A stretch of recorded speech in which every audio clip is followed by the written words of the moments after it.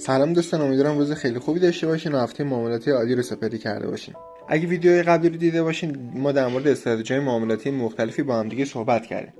اما در بین ویدیو من چندین بار در مورد ناحیه‌های ورود به معامله یا همون POI ها صحبت کردم باهاتون و در مورد اهمیت شناخت این نقاط بهتون چند بار تاکید کردم. تو این ویدیو می‌خوایم 0% ناحیه‌های ورود به معامله یا همون POI ها رو با هم دیگه بررسی کنیم تا دیگه مشکلی تو این نکات نداشته باشید. پس در ادامه ویدیو با من همراه باشید. دوستان با کانال خودتون خوش اومدین. من اینجا استراتژی‌های معاملاتی مختلفی رو بهتون آموزش میدم تا زودتر مسیر به سود مستمر رسیدن رو پیدا کنید. دوستان اول آموزش و یه سری نکات رو روی این چارت نمادین که براتون ایجاد کردم بهتون میگم، بعدش میریم روی چارت واقعی و مثالاشو با هم دیگه بررسی میکنیم. شما فرض رو بر این بگیرین که در این ناحیه‌ای که من دارم مشخص میکنم متوجه شدین که روند مارکت تغییر کرده و از الان باید دنبال پوزیشن های شورت بگردین. اما نقاط ورود و استاپ لاستون کجا باید باشه که هم پوزیشن ها تو فعال بشه هم استاپ لاس نخورین؟ ما چند نوع ناحیه ورود یا POI داریم که بهتون به طور کامل آموزش میدم. دوستان از اینجای ویدیو به بعد من به جای ناحیه ورود فقط POI میگم که مختصرتر باشه. با فرض بر اینکه از اینجا به بعد روند ما نزولی شده و تغییر جهت داشتیم، ما فقط دنبال پوزیشن های شورت میگردیم. در این مثال اولین ناحیه ورود که خیلی معروف هم هست آخرین کندل خلاف جهت ما هسته که به طور مثال ما در اینجا روند نزولی داریم و بعد دنبال آخرین کندل سبز رنگمون بگردیم که میشه دقیقاً این کندل.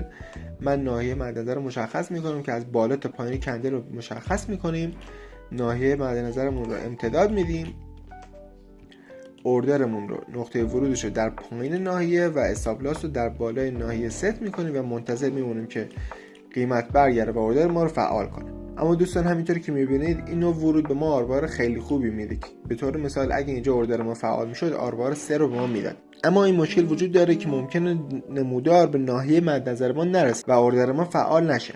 برای اینکه از مشکل فعال نشدن اوردرمون جلوگیری کنیم چند راه وجود داره. اولین راه اینه که ما میایم دو کندل آخر خلاف جهتمون رو مشخص میکنیم که به طور مثال اینجا دو کندل سبز رنگ آخرمون رو به عنوان ناحیه مد نظر تریدمون مشخص میکنیم و اینطوری نقطه ورودمون رو در دوباره پایین ناحیه و استاپ لاسمون رو در بالای ناحیه دقیقاً در همون منطقه قبلی قرار میدیم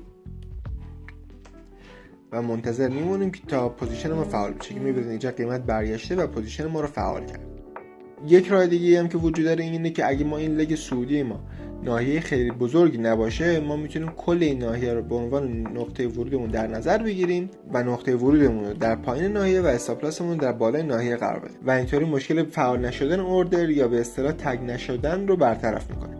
اما این روش یه سری عیب ها هم داره که بزرگترینش اینه که آربار کمتری رو میتونه این پوزیشن به ما بده.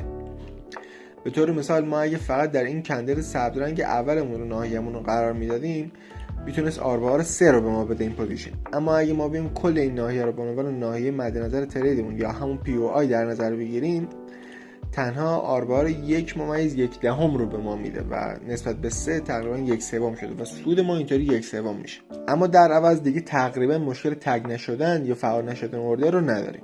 روش بعدی بعد از اینکه ما متوجه تغییر جهت مارکت شدیم، انتخاب FVG های مهم مارکت. اما FVG رو چطوری باید تشخیصش بدیم؟ برای تشخیص FVG ما به 3 کندل پشت سر هم نگاه میکنیم و رنگ های کندل ها اصلا برامون مهم نیست. اگه بین شادوی بالای کندل سوم که میشه این کندلی براتون دارم نشون میدم و شادوی پایین کندل اول که میشه این کندلی که دارم بهتون نشون میدم ناحیه‌ای بتونیم مشخص کنیم، به اون ناحیه FVG میگیم. به طور مثال ما اگه بریم شادوی بالای کندل سوم رو مشخص کنیم و شادوی پایین کندل اول رو هم مشخص کنیم، می‌بینید که ما یه همچین ناحیه‌ای برام مشخص میشه که به این میگیم FVG. اما نقطه‌های ورود و استاپ لاسمون رو چجوری باید تنظیم کنیم؟ نقطه ورود دقیقاً میشه در پایین ناحیه FVG و استاپ لاس میشه در بالای کندل اول. دوستان دقت کنید که ما استاپ لاسمون رو در بالای FVG قرار نمیدیم و استاپ لاس ما در بالای کندل اول قرار میگیره. این نکته خیلی مهمیه. اما فارغ از اینکه ما بیایم چه از FVG استفاده کنیم، چه از لگ سعودی آخر استفاده کنیم، چه از کندل مخالف رنگ آخر استفاده کنیم، مهم اینه که بدونیم آیا اون ناحیه مورد اطمینانی هست برای ترید کردن یا نه. برای اینکه اون ناحیه برامون ارزشمند بشه، خیلی ارجحیت داره که اون ناحیه تونسته باشه لیکویدیتی برداشته باشه. اگه شما علاقه‌مند باشین من میتونم یک ویدیو جداگانه در مورد لیکویدیتی براتون بسازم. اما به طور مثال ما اینجا 2 تا سقف برابر داریم که این خودش یه نوع لیکویدیتی یا نقدینگی میسازه و مارکت بعد از اینکه این لیکویدیتی رو زد میاد تغییر جهت میده و ما منتظر میمونیم که تا به ناحیه مد نظرمون برگرده و اوردر ما رو فعال کنه. پس فقط یکی از ملاک هایی که ما میتونیم در نظر بگیریم که آیا ناحیه برای ترید کردن ارزشمند هست یا نه اینه که اون ناحیه لیکویدیتی زده باشه به اصطلاح. خب دوستان حالا بیایم بریم روی چارت واقعی تا چند تا مثال با هم دیگه نگاه کنیم. دوستان به طور مثال میبینید که اینجا روند نزولیه و ما دنبال پوزیشن های شورت میگردیم و این ناحیه را برای پوزیشن گرفتن در نظر داریم. اما گفتیم ناحیه‌ای برامون ارزشمنده که لیکویدیتی داشته باشه. شما اگه این کندل رو به عنوان ناحیه ورود یا POI در نظر میگرفتین، اگه دقت کنید میبینید که ما اینجا لیکویدیتی رو برداشتیم و در جلوی ناحیه مد نظرمون رو هم میبینید که ما سقف‌های برابر چه اینجا داشتیم و بعد میبینید که قیمت برگشته به ناحیه مد نظر ما و از اینجا شروع به ریختن کرده. یا به طور مثال شما اگه میخواستین این FVG رو در نظر بگیرید به عنوان ناحیه ورودتون، میبینید که ما اینجا کف‌های برابر داشتیم، میبینید که نمودار اومده و لیکویدیتی ما رو برداشته و اوردر ما رو فعال کرده. یا به طور مثال شما اگه میخواستین این ناحیه مد نظرتون رو به عنوان ناحیه ورود در نظر بگیرید، میبینید که ما اینجا یک سقف جلوش داریم که به عنوان لیکویدیتی اسم مصرف شده، لیکویدیتی زده شده، اوردر ما فعال شده و میبینید که نمودار به چه سرعت و با چه شدتی ریخته و ما چه سود خوبی میتونیم از این ناحیه کسب کنیم.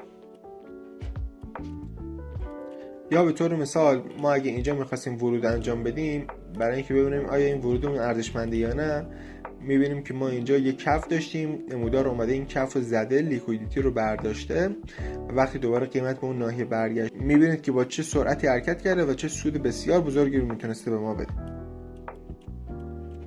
یا به طور مثال دقیقا در همینجا میبینید که ما اگه میخواستیم در این ناحیه ترید انجام بدیم، میبینید که من آخرین کندل مخالف رنگ رو به عنوان ورود مشخص کردم برای اینکه ببینیم آیا این ناحیه ارزشمند است یا نه باید لیکویدیتی برداشته باشه.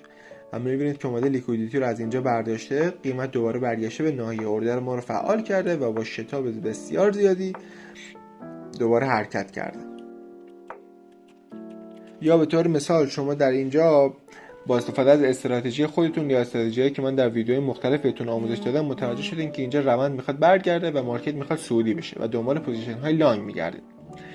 بهترین نقطه ورود قاعدتا در اینجا هسته که میبینید آخرین کندل مخالف رنگمون هسته. برای اینکه ببینیم ارزشمند هست یا نه، یا بعد خود این ناحیه لیکویدیتی برداشته باشه یا در جلوش لیکویدیتی باشه، که میبینید که ما در جلوی این ناحیه لیکویدیتی داریم. میبینید که قیمت اومده لیکویدیتی رو برداشته، اوردر ما رو فعال کرده و با چه سرعت زیادی حرکت کرده و میتونست سود بسیار زیادی رو به ما بده. در همینجا هم به طور مثال شما هم میتونید آخرین کندل خلاف رنگمون رو به عنوان ناحیه ورود مشخص کنید، هم دوتا کندل خلاف رنگمون رو مشخص کنید، هم میتونید از ناحیه‌های FVG استفاده کنید که ناحیه FVG مون به این صورت میشه. اما یک نوع ورود دیگه که سود بسیار زیادی هم میتونه به ما بده، ورود روی شادوها هسته. به طور مثال ما اینجا آخرین کندل رو به عنوان ناحیه ورودمون در نظر میگیریم که میبینید اوردر ما فعال شده و در جهت پوزیشن ما حرکت کرده. من اینجا استاپ لاس و نقطه ورودمون رو هم مشخص میکنم. میبینید که آربار 3 رو این پوزیشن تونسته به ما بده. اما اگه شما ناحیه ورودتون رو به جای شادو روی بادی در نظر میگرفتید، میتونستید سود بسیار تا بسیار بیشتری رو کسب کنید. به طور مثال اگه ما دقیقاً استاپ لاسمون رو در همون ناحیه قبلی قرار بدیم، بیایم ببینیم که به ما چقدر میتونه سود بیشتر بده. این ناحیه به ما آربار 4 رو داده، در صورتی که ناحیه قبلی به ما فقط آربار 3 رو داده بود. و یک راه دیگه هم هست، اینکه شما فقط بیاین شادوی بالایی رو به عنوان ناحیه ورودتون در نظر بگیرید. قاعدتا همونطوری که حد دادین این ورود سود خیلی زیادی رو میتونه به ما بده. و میبینید که آربار 15 رو هم تونسته به ما این ورود سود بده. یعنی اگه شما فقط 1% ریسک می‌کردین در این پوزیشن، شما 15% میتونستین سود کنید. اما قاعدتا این ورودها علاوه بر اینکه سود بسیار زیادی رو میتونن به ما بدن، دفعات ورود به معاملهمون بسیار کم میشن، چون ناحیه مد نظرمون برای ورود خیلی کوچیک میشه و ممکنه قیمت به اون ناحیه برنگرده و قبل از اینکه اوردر ما فعال بشه قیمت در جهت روند حرکت کنه دوباره و اوردر ما فعال نشده اونطوری. دوستان امیدوارم از این ویدیو خوشتون اومده باشه. ما در این ویدیو در مورد FPG ها و انواع ناحیه‌های ورود با هم دیگه صحبت کردیم. گفتیم که ناحیه‌های ورود اگه لیکویدیتی برداشته باشن یا جلوشون لیکویدیتی باشه ارزش ترید بیشتری دارن و اون ناحیه‌ها معتبرتر هستن. اگه از این سبک ویدیوها خوشتون میاد لطفاً لایک، کامنت و سابسکرایب رو فراموش نکنید. هر نظری در مورد ویدیوها دارین لطفاً در بخش کامنت ها بنویسید. اگر در هر قسمتی از ترید کردن مشکل دارید توی قسمت کامنت ها بنویسید تا من متوجه بشم و یک ویدیو جداگانه برای شما درست کنم تا تمام مشکلاتتون برطرف بشه. منتظر ویدیوهای بعدی باشید.